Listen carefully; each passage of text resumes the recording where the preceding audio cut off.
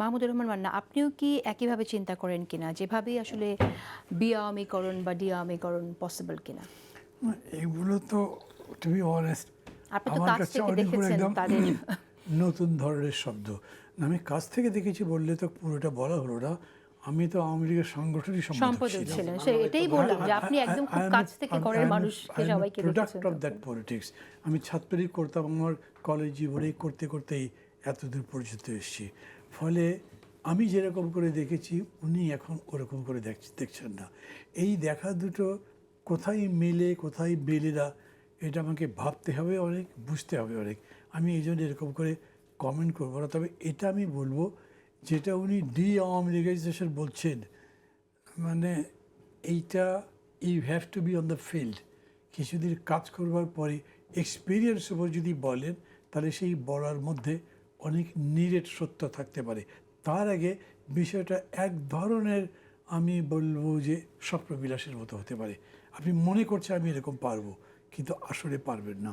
হয় কি, ধরেন মানুষের মধ্যে বিশ্বাসগুলো কীরকমভাবে কাজ করে, যখন প্রথিত হয়ে যায়, দ্যাট ইজ এ ব্লাইন্ডনেস।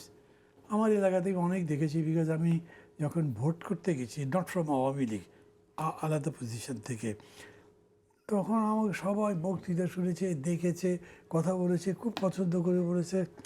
আচ্ছা, বুড়া বুড়া মানুষ বলেছে, বাবা তোকেই তো ভোট দিতে চাই, দেখি দেবো হয়তো।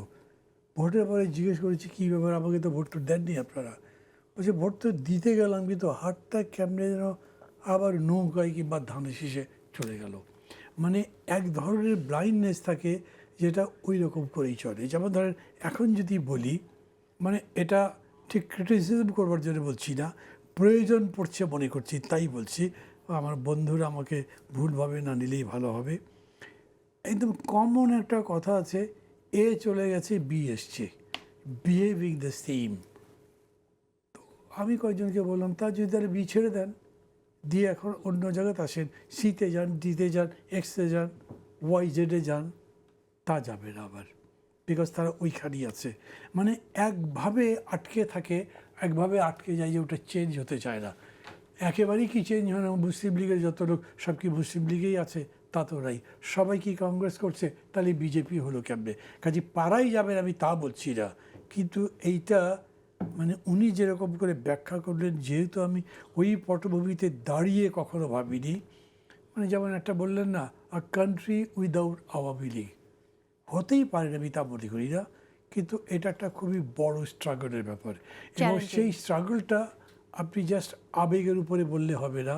এটার মানে ট্রুথ অ্যান্ড নেইল আপনার বুঝতে হবে, কোথায় কোথায় কীরকম করে এই লড়াইটা করে পুরো যদি একটা পিকচার পেতে পারেন, অনলি দেন এটা একটা কমেন্ট করা যেতে পারে।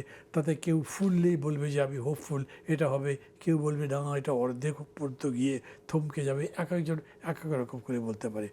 আমার আরেকটি কাছে শেষ করেন আপনি। আমার কাছে এখন এইটা কিন্তু বড় প্রশ্ন। আপনি যে এজেন্ডাটা দিয়ে এসছেন, সেইখানে আমি মনে করি বিশেষ করে দুইজনে একই রকম কথা বললেন। সেটা হচ্ছে যে একটা এক্সিকিউটিভ অর্ডারে এটা ব্যান করা উচিত, বিকজ আপনি তা যদি না করেন, তারপরে আপনি খুব ওপেনলি বিচরণ করতে দিচ্ছেন। উনি যে প্রস্তাবনা রাখছেন ওটা তো নয়ই, বা একদম অ্যান্টিথিসিস, এরা ওয়ার্ক করছে রীতিমতো। এবং ধরেন লোকাল গভর্নমেন্ট ইলেকশন হচ্ছে, তারা ইলেকশন করতে পারবে, আপনি বাধা দেবেন কেমনে? ইভেন যদি ন্যাশনাল অ্যাসেম্বলি ইলেকশন হয়, সেখানেও তারা করতে পারবে।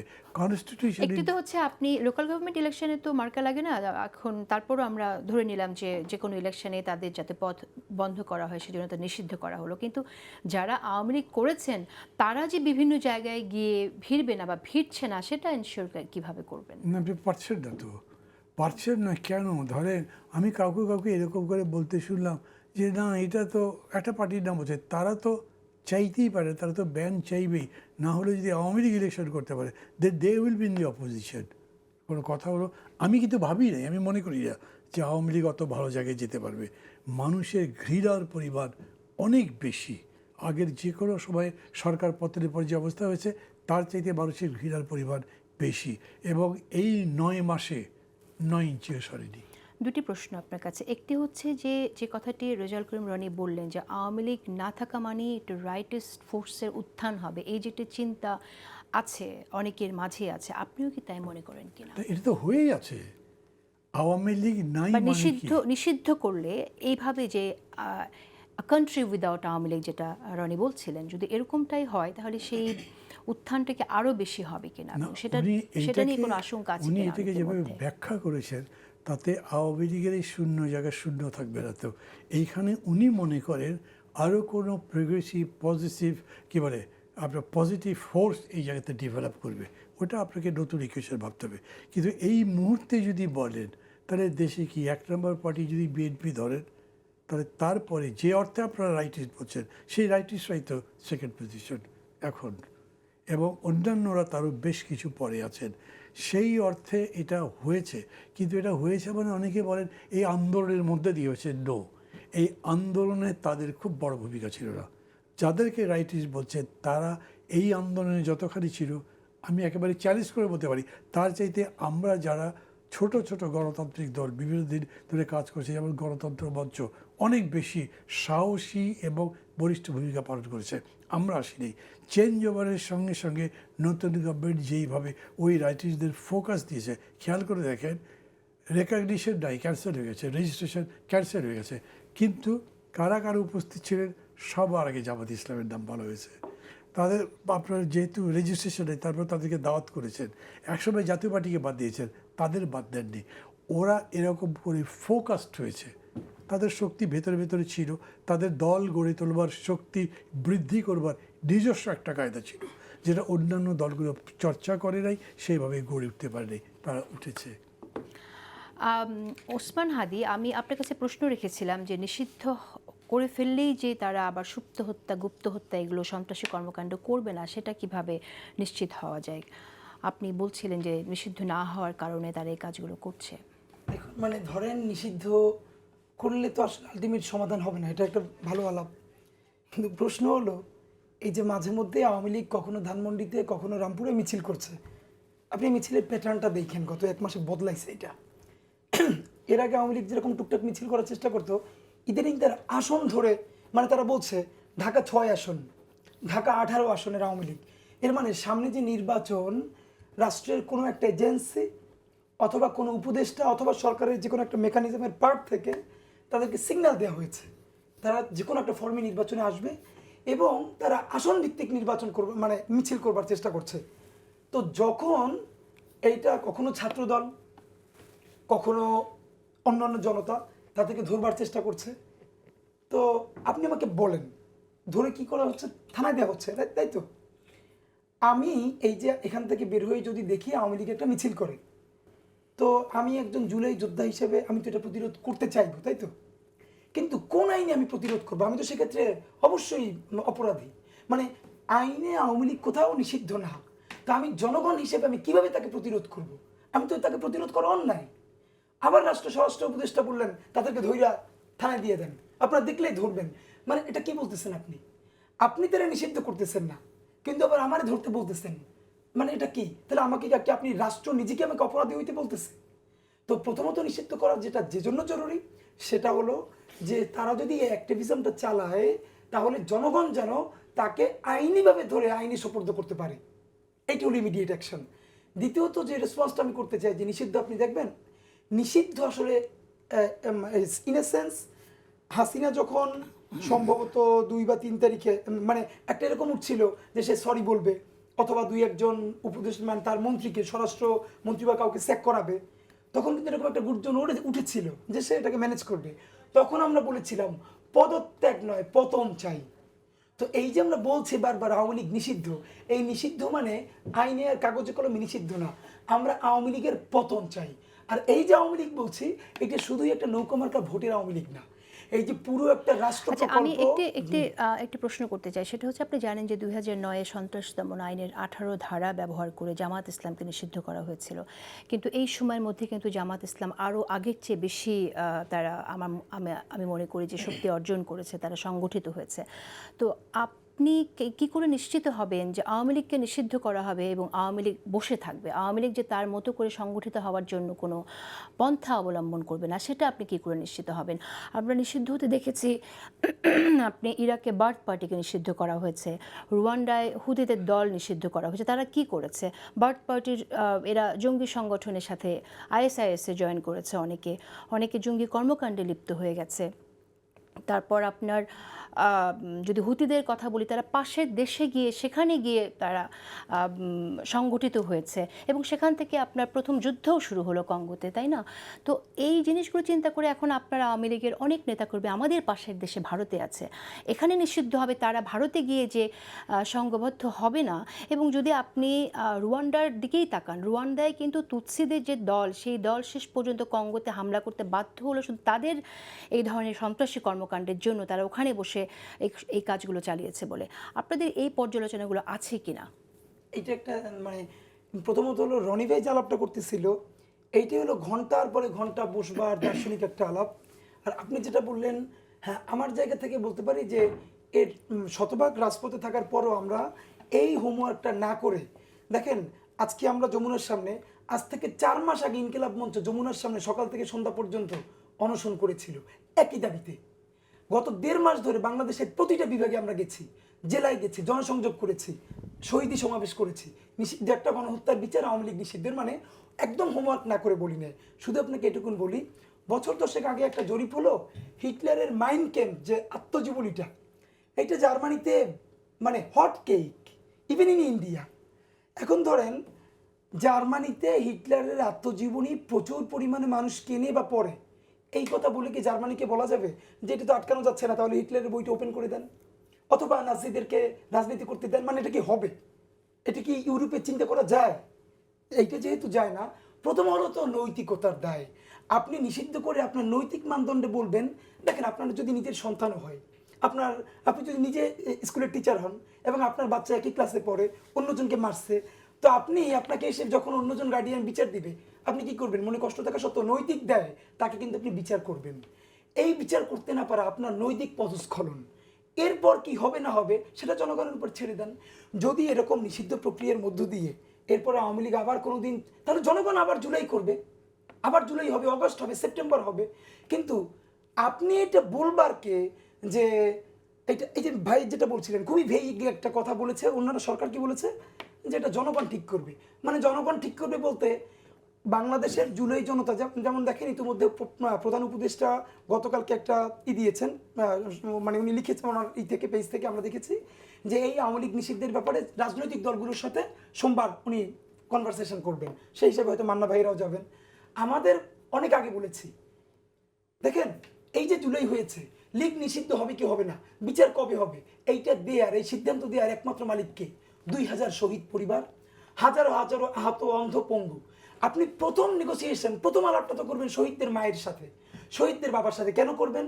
কারণ আপনি যখনই চাপে পড়েন তখন বলেন কি যে আমার এই রাষ্ট্রের, আমার এই ক্ষমতার ম্যান্ডেট হলো এই জুলাই জনতা, জুলাইয়ের রক্ত। তো আপনি যখন থাকেন ক্ষমতায় তখন বলেন আমার ম্যান্ডেট হলো এই জুলাই, কিন্তু আপনি লীগ নিষিদ্ধ করতে বলে তখন বলেন রাজনৈতিক দলকে লাগবে না, তা বলি নাই। কিন্তু আপনি কেন শহীদ পরিবারের সাথে এখনই বসেন? আমরা তো চাই আগামীকালকে ডক্টর ইউনূস যমুনায় এই যে 1500 থেকে 2000 শহীদ পরিবারের সাথে বসুক, হাজার হাজার অন্ধপঙ্গুর সাথে বসুক, দেখুক না তারা কি বলে, এরপরে রাজনৈতিক দল। ধন্যবাদ হাদি। রেজাউল করিম রনি, আপনি বলছিলেন তাদের সাথে বোঝাপড়ার ব্যাপারটা, তাদের যে বিশ্বাস, সেই বিশ্বাসের জায়গাটা, তারা যে ভুল সেটার জন্য যে পরিমাণ সাপোর্ট দরকার সেটা দেওয়ার কথা বলছিলেন। কিন্তু আমরা জানি যে যারা আওয়ামী লীগ করে তাদের অনেকেই আমি বলবো যে শেখ হাসিনার সমালোচনা করলেও শেখ মুজিবের সমালোচনা করে না। কিন্তু আমরা আবার এমনও শুনি যে এই ফ্যাসিজমের বীজ আসলে শেখ মুজিবই বপন করেছিলেন। তো সেই জায়গা থেকে আপনার এটা কীভাবে সম্ভব? কালচারালি এটা ফাইট দেওয়ার মতো বা ইতিহাসের এই জায়গায় ফাইট দেওয়ার মতো যথেষ্ট প্রস্তুতি আছে কিনা বা ভিত্তি কি আপনার কাছে শুনবো। দেখেন, একটা জিনিস আমাদের বুঝতে হবে যে বিখ্যাত লেখক আশিস নন্দী একটা কথা বলছেন যে ধারণাগুলো এককালে মুক্তির প্রতীক ছিল সেগুলোই পরবর্তী যুগে হিংসা শোষণের পথ খুলে দেয়। ভাবতে হবে কিভাবে কখন তুমি অন্যায়, অবিচার এবং অত্যাচারকে ন্যায্যতা দিচ্ছ। ফলে দেখেন, আওয়ামী লীগ যখন ক্ষমতায় থাকে না তখনও আওয়ামী লীগের একটা ব্যাপক প্রভাব বলয় থাকে। এই প্রভাব বলয়টা থাকে কতগুলো বিষয়ের উপর নির্ভর করে। আওয়ামী লীগ কতগুলো কার্ড খেলে 1 number card Bangabandhu card, 2 number card minority card, 3 number card হলো সাংস্কৃতিক কার্ড, কালচারাল কার্ড। তো ফলে আওয়ামী লীগ বাংলাদেশে যদি আপনি বাংলাদেশের রাজনৈতিক যে বিকাশ, এটা আওয়ামী বিকাশ, এটা ঐতিহাসিকভাবে সত্য। কিন্তু আগে যে কথাটা বললাম যে ঐতিহাসিকভাবে 71-এর আগের শেখ মুজিব এবং 71-এর পরের শেখ মুজিব তো এক না। ঐতিহাসিকভাবে শেখ মুজিবুর রহমানের ভূমিকা ইতিহাসে নির্ধারিত। এটা ইতিহাস যখন যারা চর্চা করবে তারা সেই মূল্যায়ন করবেন। কিন্তু 71-এর পরে বাকশাল থেকে শুরু করে 72-এর সংবিধান, একটা ত্রুটিপূর্ণ সংবিধান, ওই সময় মাওলানা ভাসানী বারবার লিখেছেন, শুরু করে এখানে শেখ মুজিব তো শুধু বাংলাদেশের আওয়ামী লীগ যে বলে জাতির পিতা, সে তো স্বৈরতন্ত্রেরও পিতা, বাকশালেরও পিতা। তো এখন আওয়ামী লীগের এই কাল্টিজম চর্চা করা, এখানে আবারও আমার মনে পড়ে উম্বার্তো ইকোর কথা যে দেখেন আপনার এই tradition is more older than fascism. এই যে ঐতিহ্য পূজার নামে একটা আওয়ামী লীগকে কিন্তু অবিকল্প বানানো হয়েছিল। এই হাত ধরেই, এই ঐতিহ্যের লিগেসি হাত ধরেই কিন্তু এখানকার যে বাম বলয়ের ন্যারেশন, অবিকল্প আওয়ামী লীগ, আওয়ামী লীগ ছাড়া তো প্রোগ্রেসিভনেস বলে আর কিছু নাই, আওয়ামী লীগ ছাড়া তো অসাম্প্রদায়িকতা বলে আর কিছু নাই, আওয়ামী লীগ ছাড়া তো ধরেন রবীন্দ্র ভক্ত বলে আর কিছু নাই, আর কোনো জায়গা নাই। এই যে একটা বয়ানের মধ্য দিয়ে পুরা জনগোষ্ঠীকে নিয়ে আসা এবং তার একটা বিশাল কালচারাল ইন্ডাস্ট্রি গড়ে তোলা, এইটাই আওয়ামী রাজনীতিকে এবং আওয়ামী ফ্যাসিবাদকে সামাজিকীকরণ করতে সহযোগিতা করছে। এই জিনিসটা আমাদের বুঝতে হবে। ফলে আজকে রাইট উইংয়ের যতই ভয় থাকুক, এই অভ্যুত্থান একটা রাইট উইং অভ্যুত্থান। কেননা আপনার এখানে মুক্তিযুদ্ধের চেতনার এই যে ভারতীয় বাঙালি জাতীয়তাবাদী বয়ান, এইটার হাত ধরেই তো শেখ হাসিনার ফ্যাসিবাদ প্রতিষ্ঠিত হয়েছে এবং বামদের বয়ান ছিল এইটাই। তো এই ধারাটা পরাজিত হয়েছে, তুমি কে আমি কে রাজাকার, এই স্লোগান দিয়ে নামতে হয়েছে। ফলে মুক্তিযুদ্ধের এই যে আওয়ামী ইতিহাস, মুক্তিযুদ্ধ একটা জনযুদ্ধ, এটা সমস্ত মানুষের যুদ্ধ, মানে শ্রেণী পেশা নির্বিশেষে। সেই জনযুদ্ধের ইতিহাস, জাতীয় ইতিহাস তো আমরা নির্মাণ করতে পারি নাই, এটা হয়ে গেছে একটা আওয়ামী ইতিহাস। যে কারণে বাংলাদেশের আওয়ামী লীগের হাত থেকে, শুধু শেখ হাসিনার হাত থেকে না, আওয়ামী লীগের হাতে একটা ঐতিহাসিক মুক্তি আমাদের লাগবে পুরা জনগোষ্ঠীর। কারণ আপনার জাতীয় ইতিহাস নেই, ইতিহাসটা আওয়ামী ইতিহাস। সো এই জন্য a country without Awami League, এসের আর কোনো বিকল্পই নেই। এটা 10 বছর লাগুক, 10,000 বছর লাগুক, এই পথে বাংলাদেশকে হাঁটতে হবে। কিভাবে হাঁটবেন সেই প্রক্রিয়া খুবই সহজ। আপনি এটা মাহমুদুর রহমান মান্না আপনার প্রক্রিয়ার কথা শুনে বলেছেন যে স্বপ্ন বিলাস হতে পারে। বলেছে। এটা কেন বলেছে? কারণ হলো আওয়ামী লীগের বিরুদ্ধে একটা অভ্যুত্থান হইতে পারে, এটা আরো বড় ইউটিউবিয়ান ছিল। এটা আওয়ামী লীগ জীবনও বিশ্বাস করে নাই। কারণ কি? আওয়ামী লীগের পতন হয়েছে কেন? আপনি কি মনে করেন এই উদ্যোগটা তো সরকারকে নিতে হবে? আওয়ামী লীগের পতন হয়েছে কেন? কারণ আওয়ামী লীগ মনে করতো মাসেল পাওয়ার, মোবিলাইজেশন করা, মারামারি, এগুলো তো তার বাপদাদার সম্পত্তি। তার বিরুদ্ধে লোকজন আবার নামবে, নাইমা তারে হটাবে, এটা অসম্ভব। এটা সে কোনোদিন বিশ্বাস করে নাই। এই ঘটনা বাংলাদেশে ঘটছে না। সো এখন আমাদের কথা ইউটিউবিয়ান মনে হলো 5 তারিখ মনে রাখা উচিত। যাই হোক, এটা আমি আর রেসপন্স করতে চাই না। এটা পৃথিবীতে বহু নজির আছে। ডক্টর ইউনূস একটা ধরেন গ্লোবাল অ্যাম্বাসেডর, নেলসন ম্যান্ডেলার মতো লোক আপনারা ধরেন দুনিয়াতে এই উদাহরণ রাখছে। একটা কমিশন করেন আপনি, কমিশন করে আপনারা এখন দেখেন শাহবাগে যেটা হচ্ছে, এইটাকে 13 সালের আওয়ামী শাহবাগীদের সাথে মিলানোর কোনো সুযোগ নেই, কারণ এদের কোনো রাষ্ট্র প্রকল্প নেই। এটা সিম্পল একটা দাবি নিয়ে আসছে, কিন্তু এই দাবিটার মধ্যে সমস্যা আছে। তারা বেসিক্যালি যে দাবিটা জানাচ্ছে সেটা সংগঠন হিসাবে আওয়ামী লীগের বিচার। কেননা ছাত্রজন এই 15 বছরের গুম খুন অত্যাচারের কথা যদি আপনি পাশেও রাখেন, এক পাশে রেখেও যদি শুধু জুলাইয়ের এই পরিসরে ছাত্র জনতার উপর হত্যা করা, গুলি চালানো, এটা কি শেখ হাসিনার একার সিদ্ধান্ত ছিল? এটা তো সাংগঠনিক সিদ্ধান্ত ছিল। এইবার সংগঠন হিসাবে বিচারের প্রভিশন আপনি উঠাই দিলেন নাই। আপনি ইন্টারন্যাশনাল কোর্ট অফ জাস্টিসে যান, কোর্ট অফ জাস্টিসে বিচার চলতে থাকুক, যতদিন বিচার চলবে। আপনার জমি নিয়ে যতদিন বিচার চলে, জমিতে গাছ লাগানো যায় না, ঘর তোলা যায় না, তো আওয়ামী লীগ নিয়ে যতদিন বিচার চলবে স্টপ থাক। এর মধ্যে গণতান্ত্রিক প্রক্রিয়া আপনি আগাই নেন, বিচারের রায় যা হয়ে আসে আসুক। আমি যেটা বলতেছি সেটা হলো আওয়ামী লীগের লোকদেরকে রক্ষা করে না। আওয়ামী লীগের লোকদের পক্ষে এক ধরনের বলতেছি, কাদের? যারা ক্রিমিনাল না, তাদেরকে তো, তারা তো একটা ভুল চিন্তার মধ্যে আসছে। ভুল চিন্তা মানে কি? ধরেন তারাও তো ট্রমাটিক, তাদের নেত্রী তাদের পালায়, মানে রেখে পালায় দিয়ে গেছে। সো তাদেরকে তো আপনার কি বলে যে একটা ভরসা দিতে হবে জাতি গঠনের জন্য। এতদিন বিএনপি জামাত দমন করা হয়েছে, এখন আপনি আওয়ামী লীগ দমন করবেন, সেটাও আমরা চাই না। আমরা চাচ্ছি, এই জন্যই আমরা বলতেছি যে এই লোকগুলোকেও একটা রাজনৈতিক উইন্ডো দেন, একটা ডেমোক্রেটিক প্রসেসের মধ্যে দেন। সেক্ষেত্রে ফ্যাসিজম কখনো একটা এক্সেপশন হইতে পারে না একটা ডেমোক্রেটিক প্রসেসের মধ্যে। আচ্ছা, ধন্যবাদ আপনাকে। মাহমুদুর রহমান মান্না, আপনি কি মনে করেন যে আসলে এটা সম্ভব? যারা বেশিরভাগ ক্ষেত্রে যারা আসলে আওয়ামী লীগকে সমর্থন করে শেখ মুজিবকে ভালোবেসে, আপনি কি মনে করেন যে আসলে তারা পারবে এই আওয়ামী প্রেম থেকে বা অন্ধবিশ্বাস থেকে বের হয়ে আসতে? $1 billion কোয়েশ্চেন। কেন আবার বলি, আমি তো করেছি দলটা, আমি মানুষগুলোকে চিনি। মানে এরকম হয়েছে, ধরেন মানে পলিটিক্সে মাঝে মাঝে কীরকম হয়, যেহেতু মেইন কোশ্চেনটা পাওয়ারের, যে পাওয়ার রিটার্ন করতে পারে তার এক্সট্রা একটা কি বলবো সাপোর্ট বলেন বা তার একটা বেজ ওরকম করে তৈরি হয়ে যায়।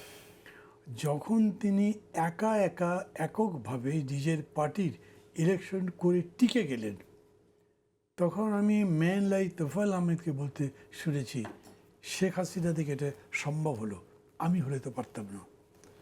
তোফায়েল আহমেদ একসময় শেখ হাসিনার চেয়ে অনেক বড় নেতা ছিলেন। বাস্তবত তোফায়েল আহমেদকে আমি মনে করি অত বড় গণঅভ্যুত্থানের নেতা হওয়ার কারণে যদি আপনি শেখ হাসিনা তোফায়েল আহমেদকে তুলনা করেন, তাহলে আমার কাছে সবসময় তোফায়েল আহমেদ বড় ছিল। কিন্তু তোফায়েল আহমেদ এই ধরনের একটা অন্যায়, তার বিজয় দেখে তিনি মনে করছেন আমার চাইতে তিনি বড়, এই লোক কি বদলাবে? উনি একদম শেখ হাসিনা, উনি মনে করেন Sheikh Mujib is his mentor, কিন্তু আপনি যদি তার কাছে গিয়ে এরকম কথা বলেন, উনি কি সেটা অ্যাগ্রি করবে? আমি কিছুতেই মনে করি না। আর এরকম অজস্র মানুষ আছে। এখন পর্যন্ত এই দলের মধ্যে নিঃসন্দেহে শেখ মুজিব যে জায়গায় আছেন, শেখ হাসিনা সে জায়গায় নাই। কিন্তু যে জেনারেশন পরে আসলো, যারা শেখ মুজিবকে এত ডিটেলসে চেনে না, তারা হয়েছে কি, তারা শেখ হাসিনাকেই বুঝবে। শেখ মুজিব তাদের কাছে একটা ইমেজ, কোনো একদম মানে ফিজিক্যাল এম্বডিমেন্ট তো তার কাছে নয়। ফলে ওই জায়গাটা আমার জন্য বলা কঠিন। আর একটা কথা বলি, যেটা উনি বললেন, মানে এইটাও একটা অনেক বড় মাপের কথা। আমি যদি ইউটিউবিয়ান বলি, আবার আমি মনে করি তাকে আমার একটু হার্ট করা হবে সম্ভবত, কিন্তু আমি শব্দ পাচ্ছি না যে কি বলা উচিত। আপনি ফিজিক্যালি একটা লোককে পানিশ করতে পারেন, কিন্তু তার আইডিয়াকে পানিশ করার কোনো সিস্টেম নেই। আমি একটা অন্যায় করেছি, খুন করেছি, কেন খুন করেছি তার যুক্তি হয়তো আমার কাছে আছে। এই যুক্তি আমি কোর্টেও বলিনি, আমার লয়ারকেও বলি নাই, আমার ফাঁসি হয়েছে। ফিজিক্যালি আপনি পানিশ এটা কি করলেন। আসলে আইডিয়ার সাথে আইডিয়ার যুদ্ধ, একটু নাকি এটা বলি। আসলে না, না, একরকম? এক সেকেন্ড একটু বলি, সেটা হলো দেখেন এখানে খুবই গুরুত্বপূর্ণ একটা আলাপ তুলছে মান্না ভাই, সেটা হলো আমার মনে হয় যে মানবে শেষ করুক, তারপর আসছি। মানে আমি দেখেছি, ধরেন জেলে যখন ছিলাম, আমি অলটুগেদার 5 বছর জেলে ছিলাম 3 টার্মে। লাস্ট টার্ম আমি ছিলাম বেশি করে বিডিআরদের সঙ্গে আর জামাত ইসলামের সঙ্গে, বিকজ জেলে তো ওরাই আছে। তো ওনাদের সাথে কথা বলেছি, I found a lot of very good people, decent people. তাদের সাথে আমি কথা বলেছি মন খুলে, ওনারাও আমার কাছে মন খুলে কথা বলেছেন। আমি তাদেরকে বলেছি, আপনারা কি মনে করেন মুক্তিযুদ্ধে আপনাদের যে ভূমিকা ছিল সেটা কি ঠিক ছিল? মানে আমি নাম বলবো না, কিন্তু তাদের একেবারেই প্রথম সারির নেতা 2-1 আমাকে বলেছেন, এই জবাব আমাদের কাছে চাইলে কী হবে, এই জবাব আমি দিলেও কি আপনি সন্তুষ্ট হবেন? আমি বুঝিনি। তখন মনে হয় দেখেন, আমাদের মজলিসের শুয়ার মধ্যে কথা হচ্ছে, আমরা বলেছি জুনিয়র যারা আছি সিনিয়রদের বলেছি, আপনারা মুক্তিযুদ্ধের অপরাধ বা দোষ বা যাই মনে করবে স্বীকার করে যদি জনগণকে বলেন, তাহলে তো আমাদের বিরুদ্ধে আর কারো কথাই থাকে না। সিনিয়ররা তখন বলছে, যতই বলো, আমরা তো একটা বিশ্বাস থেকে সেটা অপোজ করেছি, আমরা তো বাংলার স্বাধীনতার বিরোধিতা করিনি, আমরা মনে করেছি এর ফলে ভারত এসে যে প্রভুত্ব করবে তার বিরোধিতা করেছি। ওদের অনেককে দেখবে এখন ওই আইডিয়ার দিয়ে লড়াই করে, এটা বিরোধিতা করতে পারবে না আপনারা, এইটা নিয়েই তারা মারা যাবে। আচ্ছা, আমাদের সময় একেবারেই কম, 1 মিনিটের মতো হাতে আছে। আমি একটু ওসমান হাদির কাছে শুনতে চাই যে যদি এটা মেনে না নেয় সরকার আপনাদের দাবি, আপনারা কি করবেন? এখন আর কিছু করবার নয়, রাজপথে আছি। হয়তো আমাদের দাবি আদায় হবে, অথবা ইন্টারিম থাকবে। মানে দাবি আদায় হবে না, আবার ইন্টারিম ক্ষমতায় থাকবে, এটা আমরা হতে দিব না। এই জন্য হতে দিব না, হাসিনার চেয়ে ক্ষমতাধর তো ইন্টারিম না। সুতরাং জুলাই জনতা যদি হাসিনাকে পতন করতে পারে, তাহলে এই জনদাবি তারা মানতে না পারলে হয়তো তাদেরকে ক্ষমতা ছেড়ে যেতে হবে, অথবা এই জনদাবিকে রেসপন্স করতে হবে। রেজাল কুমরানি, আপনার কাছে লাস্ট দেখেন কমেন্ট। মান্না ভাই খুব গুরুত্বপূর্ণ একটা আলাপ তুলেছেন। এই যেই বাস্তবতায় আওয়ামী লীগকে একটা বিশাল সংগঠন, ঐতিহ্যবাহী সংগঠন মনে হয়েছিল, সেই বাস্তবতায় যদি চেঞ্জ হয়ে যায়, দেখেন ট্রান্সফর্মিং দ্য রিয়ালিটি বলে একটা কথা আছে, নতুন বাস্তবতায় হ্যাঁ যদি আপনার তৈরি হয়, সেটা আওয়ামী বাস্তবতা যখন আর না থাকে, তখন আওয়ামী লীগ আর রেলিভেন্ট থাকে না। এবং এই রিয়েলিটিকে, এই বাস্তবতাকে পরিবর্তন করে কি দিয়ে? বয়ানের মধ্যে, ন্যারেটিভের মধ্যে দিয়ে। সো আমরা 5 তারিখের পরে এতদিন আমরা একটা 2 পার্টিজান স্টেটে ছিলাম, আওয়ামী লীগ ভার্সেস বিএনপি, এখন আমরা একটা মাল্টি পার্টিজান স্টেটের মধ্যে প্রবেশ করছি। তো সেখানে ডেফিনেটলি আওয়ামী লীগ ইররিলেভেন্ট হয়ে গেছে 5 তারিখের পরে। এখনও পর্যন্ত যে আওয়ামী লীগ নিয়ে আমাদের কথা বলতে হচ্ছে, এটাই আওয়ামী লীগের সৌভাগ্য। হ্যাঁ, এই সৌভাগ্য আওয়ামী লীগের থাকা উচিত না। এটা আমাদের স্টুপিডিটির কারণে হচ্ছে। আমরা জানি না আওয়ামী লীগকে কীভাবে ডিল করতে হয়।